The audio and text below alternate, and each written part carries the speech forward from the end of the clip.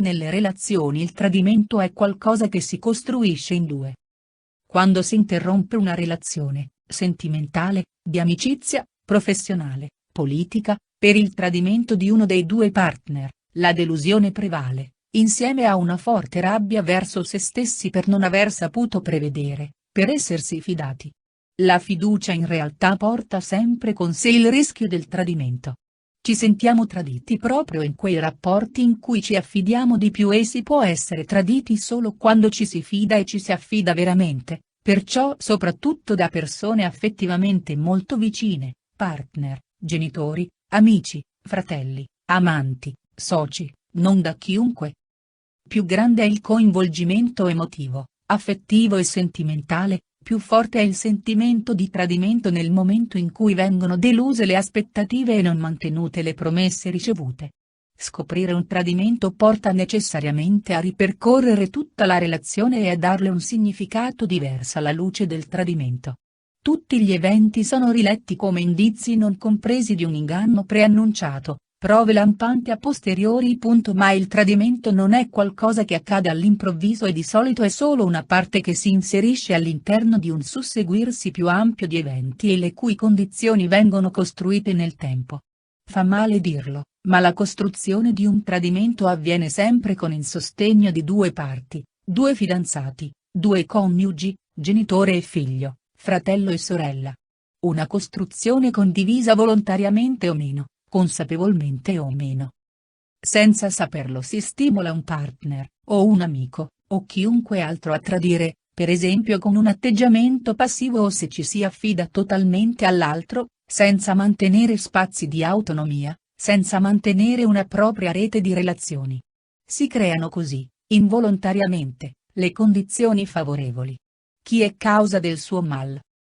Si collabora attivamente al tradimento anche negandone l'esistenza, ignorandolo più o meno consapevolmente, attraverso varie forme di autoinganno. Nei rapporti sentimentali o nelle amicizie a volte si sceglie di ignorare chiari segnali che l'altro si lascia dietro, proprio nella speranza di essere scoperto. Essere traditi ha un amaro vantaggio: chi tradisce si trova dalla parte sbagliata della relazione e il tradito automaticamente nel giusto. Quando si valuta un tradimento, infatti, si tende a considerare solo il momento in cui questo avviene e nel cercarne una spiegazione si attribuisce spesso la responsabilità, o meglio la colpa, ad uno solo dei due, in genere al traditore, alla sua disonestà affettiva, al suo approfittare della fragilità del partner, al suo cercare la soluzione fuori dalla relazione. Comunque viene in genere attribuito al gesto di uno solo. In realtà non è così, come molti studiosi sostengono, James Hillman, Gabriella Tornaturi e altri. Al momento del tradimento è chiaro, a chi è tradito e a chi tradisce, che qualcosa di importante è cambiato. Il tradimento, come una specie di rivelazione, mette in scena il cambiamento, soprattutto se si sono persi i contatti con i propri sentimenti. Esso può emergere, come un sintomo, a volte del tutto inaspettato e apparentemente inspiegabile. Se si tradisce perché si è cambiati e non si può più rimanere in quella relazione, sentimentale, professionale, magari si spera nella chiusura da parte dell'altro. Il cambiamento è insito nella natura umana. L'essere umano si muove continuamente in nuove direzioni, in un'esplorazione incessante di sé e del mondo, alla ricerca continua di nuovi equilibri, sempre più complessi e articolati. Per ogni scalino che riesce a salire, ce n'è subito un altro da conquistare.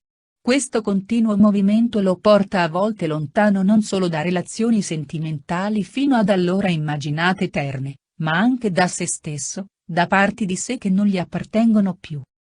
Chi è tradito percepisce una ferita profonda nel proprio senso di sé, che una grande rabbia non sarà in grado di compensare. È irrealistico immaginare di non essere mai traditi. Nelle relazioni sentimentali, nell'amicizia, nel lavoro, il rischio del tradimento è un prezzo da pagare.